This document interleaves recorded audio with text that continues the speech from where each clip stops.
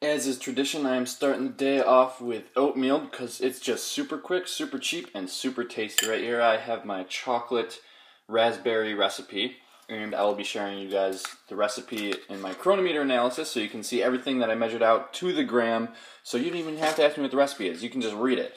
So anyway, this is super tasty. I may have added a little bit too much sugar, but it's still pretty good.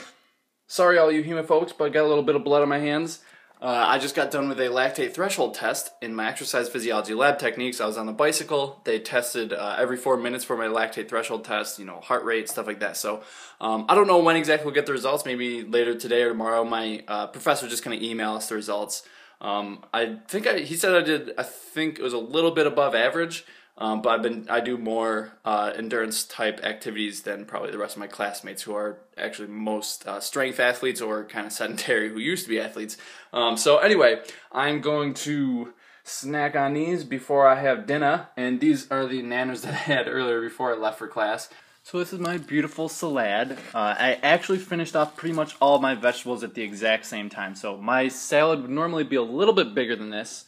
This is actually kind of big bowl. But my salad's actually normally a little bit bigger than this. I chose a kind of smaller salad bowl because I ran out of everything at the same time, so I didn't have quite as much as I normally put in. But still, there's a lot of kale. There are 2 sweet potatoes. There's some grape tomatoes, peppers, onions, a can of black beans. And for my dressing, I used some tahini. I mixed in some lemon juice, some Frank's Red Hot, and some salsa. Well, it looks like it's time for another Cronometer analysis starring me. So as you can see here, this is my oatmeal that I had for breakfast. Then I had a couple of nanners, went to take my lactate threshold test, had a couple more nanners, and then I just had a giant salad, and here is my salad dressing, and I had some bananas for dessert.